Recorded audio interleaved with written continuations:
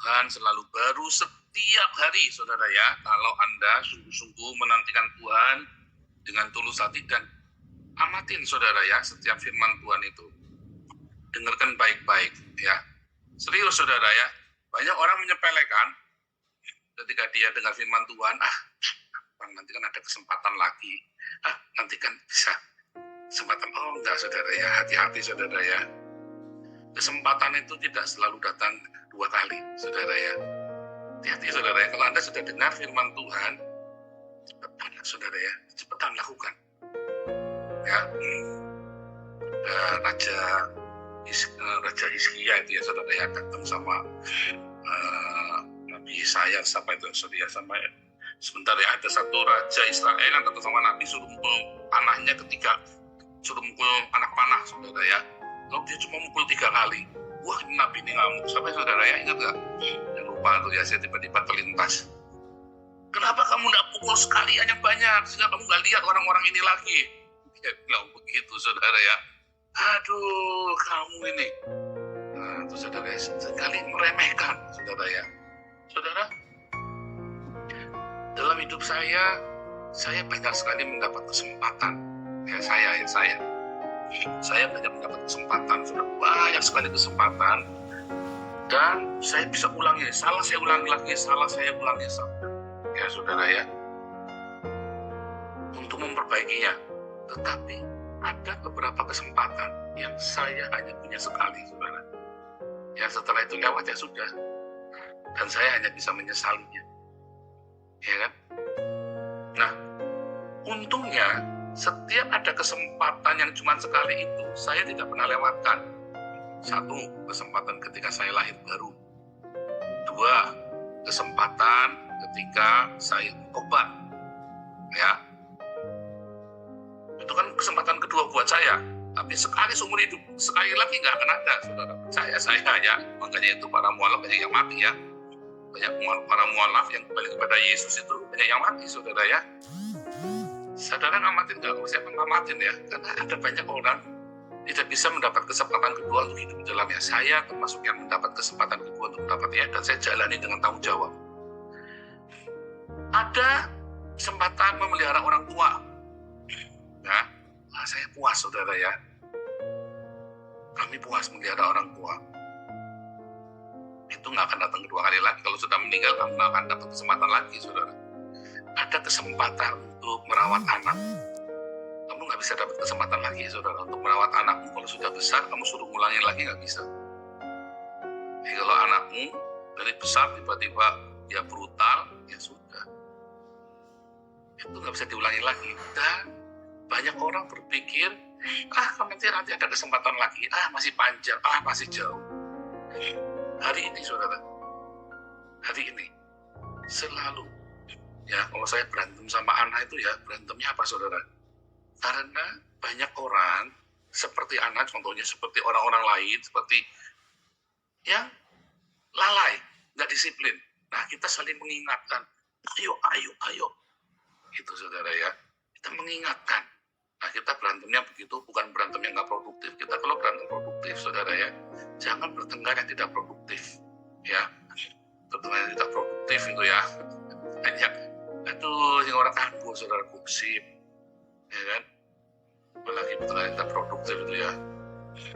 Gosip itu ya, saudara ya. Gosip itu bertengkar yang tidak produktif. Tapi bertengkarlah untuk hal yang produktif, saudara. Nggak apa, kamu ingatkan suamimu sih, ayo kamu jangan lalai. Gitu, kalau saya mengingatkan, wajib mengingatkan untuk jangan lalai di dalam prinsip-prinsip kehidupan. Karena saya sangat, ini ya saudara ya, saya sangat hati-hati sekali. Sebab saya belajar, dan saya ngajari Anda sekarang, bahwa ada banyak prinsip-prinsip kehidupan yang kamu tidak boleh sepelekan. Ya, seperti Abraham menikahi Hagar, menghamili Hagar, yang ngambil Hagar.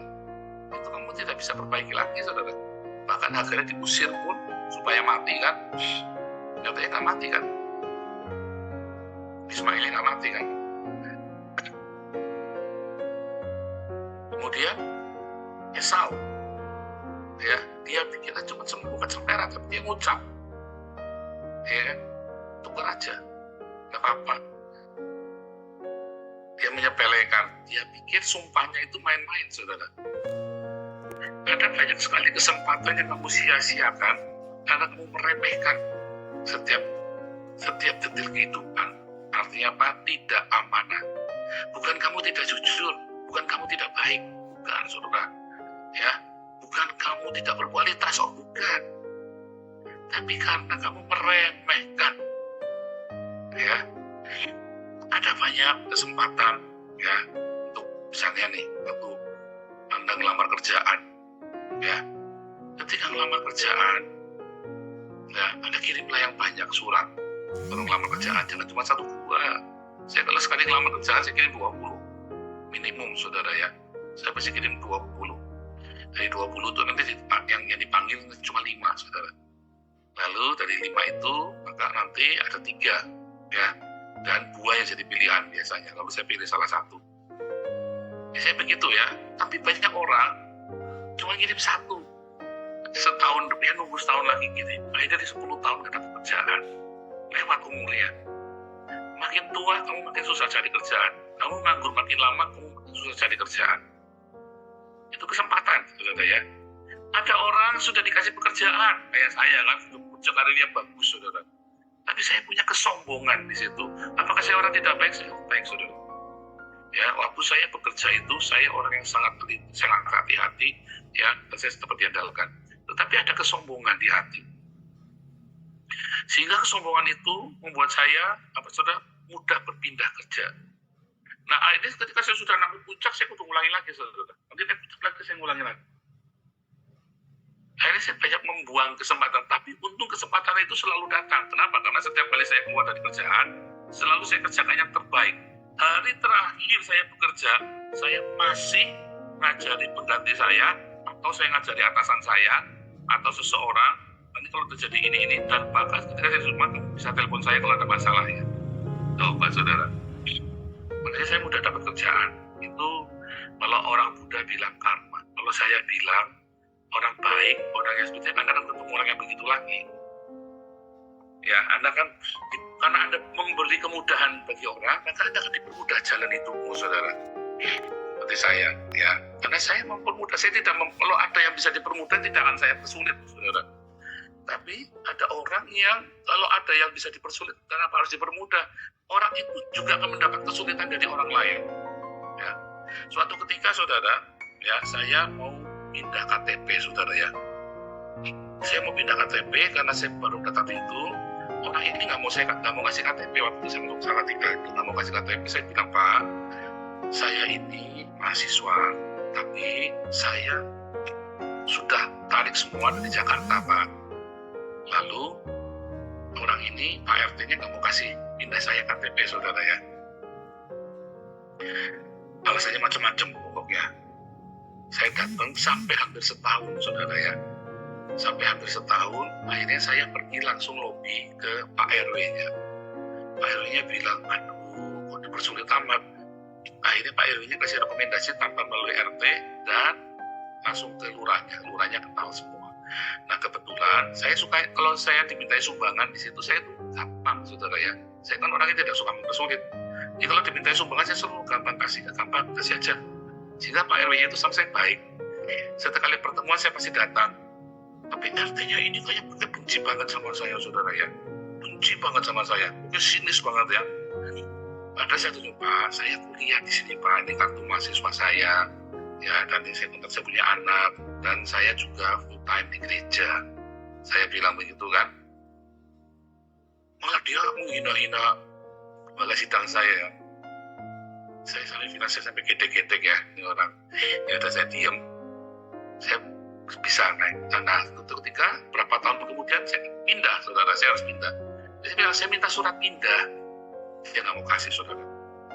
Motong sampai 10 tahun kemudian, saudara, ya. 5 tahun kemudian. Orang udah cengap-cengap, saudara, ya. Saya cuma masih jadi RT, tapi sudah kena cancer ini, ya, cancer. Dalam hati saya, rasain. Mempersulit saya, kamu. Ya kan, orang-orang kan begitu kan. Dulu saya bertobat, saya masih brutal, saudara, ya. Waktu itu saya masih brutalnya, saudara. Saya bilang, terus setahun kemudian saya sudah bertobat, saya datang lagi ke situ saudara ya. Orangnya sudah koma, sudah nggak mau kasih lagi saudara. Istrinya pun sama saya galak, usir saya saudara ya.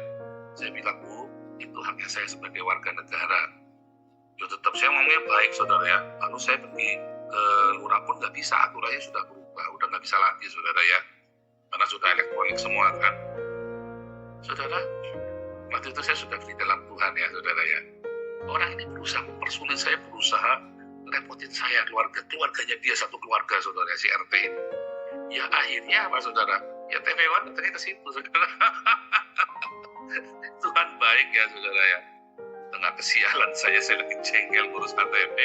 Kayak lama dari situ ya TV One datangnya ke sana. Ya kan? Yang sudah 10 tahun saya tinggalkan. Karena datangnya ke situ. Ya kan? Nah, dia datangnya ke sinode saya juga saudara ya, sehingga teman tahu saya pendeta dari gereja itu.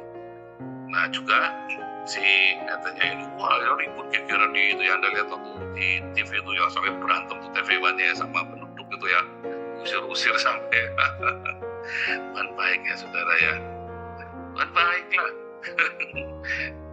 Jadi karena segala sesuatu yang kelihatannya dipersulit dalam hidup saya saudara ya, seharusnya dia punya kesempatan untuk mempermudah saya, sehingga dia tidak perlu dipersulit kan. Istrinya ini kan udah meninggal ya, RT-nya udah meninggal sekarang saya dengar ya saudara ya, udah meninggal. Ya udah rasain lah kamu diruwetin sama TV One. Salah sendiri kamu persulit saya, kan gitu saudara ya. Itu tapi itu beneran ya, orang-orang yang mempersulit hidup saya, hidupnya ruwet tuh saudara, beneran ya. Kita ingat satu-satu itu ya. Ya orang-orang yang mempersulit hidup saya itu hidupnya ikut ruwet ya, ikut ruwet pokoknya. Ya sembuh kenapa saudara? Karena saya tidak pernah persulit hidupnya orang saudara ya. Simple. Saya tidak suka berintrik, saya tidak suka berpolitik praktis di perusahaan, di kantor, itu saya nggak suka saudara ya. Saya sudut. Makanya saya bilang para pengurus jangan berintrik. Pokoknya open saja semua. Ya, saya bukan musuhmu. Ya, saya juga bukan orang yang rewel, bukan orang yang bawel, nggak kayak Bu Yanti, bawelnya minta ampun itu. Lalu tetap Bu Yanti, bawelnya minta ampun. Saya bukan kayak Bu Yanti, saya orang yang gampang, easy going. Tapi kalau saya sudah mau, jangan berintrik dengan saya, open saja saudara ya. Karena tujuan saya cuma buat saya bertanggung jawab ke masyarakat, ya. Jadi jangan berintrik dengan saya, jangan ruwet sama saya, karena Jehovah Sebaot yang jaga saya, saudara, serius saudara ya. Dan saya habis-habisan buat komunitas ini. Nah kita balik saudara ya, mengapa ada banyak Anda lewatkan kesempatan, ya? Mengapa ada banyak sekali kesempatan rata-rata saudara, semua kesempatan itu hilang rata-rata gara-gara meremehkan. Kenapa meremehkan? Karena ada kesombongan. Gampang, nanti kan gampang. Itu loh ya, meremehkan itu kan sebenarnya karena kamu sombong, kamu pikir gampang. Ya, gampang. Enggak gampang saudara. Ada pertanggungjawaban dalam hidupmu. Ya, dan hidupmu itu kalau tidak harus dipertanggungjawabkan kepada semesta alam ini, karena kita bagian dari semesta alam.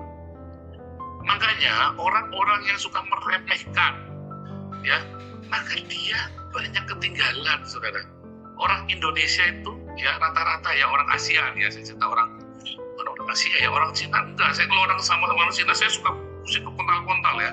Nah, kalau Anda kesal sama orang Singapura juga mereka suka marah. Kamu jangan meremehkan yang seperti ini. Ya, kemudian Anda datang sama orang Jerman itu, Pak Awe itu, sewot saudara, kalau ada sesuatu yang kamu sepelekan begitu ya, kelihatannya cuma sepele ya, bisa ngamuk tuh Pak Awe saudara. Serius orang Jerman itu kalau udah bilang alles in ordnung, berarti benar-benar terkendali saudara. Hati-hati saudara, Anda nggak boleh geser jadwal, nggak boleh geser jadwalnya, dia nggak boleh masa ngamuk saudara, ya itu. Ya, suatu ketika saya di Jerman, di Berlin itu sama Pak Awe itu ya, saya tidak meremehkan dia, janjinya nggak jelas kok saya bilang ya. Jadi saya rubah supaya saya bisa antar Pak Awe pulang. Orang yang ngamuk saudara ya, Orang yang di Jerman itu teman saya itu ya. Saya bilang, saya tidak meremehkan kamu. Kita janjiannya nggak fix loh kemarin. Terus ya nggak bisa begitu karena udah jelasin, oke deh. Nah, dia Pak Awe naik kereta ngalah Pak Awe-nya saudara ya. Padahal waktu itu Pak Awe baru sembuh dari sakit ya saudara. Jadi saya nggak tega mau suruh pulang sendiri. Mau saya antar. Ngamuk saudara ya. Biasa. Jadi saya juga tidak tersinggung dengan dia. Dia juga sudah punya kepentingan dengan orang yang kita baptis, yang kita layani. Saya juga punya tanggung jawab. Saya harus bawa pulang Pak Awe dengan selamat karena baru sembuh dari sakit saudara ya. Wah, jadi ya, tapi orang Jerman itu nggak mau terima dia, ngamuk bener yang ngoceh-ngoceh dia panjang lebar saudara ya. Tapi kalau saya tenang, ya kan? Karena saya tidak, dia bukan musuh saya dan saya tidak pernah menganggap dia musuh, dia hanya kesalahpahaman, ya kan?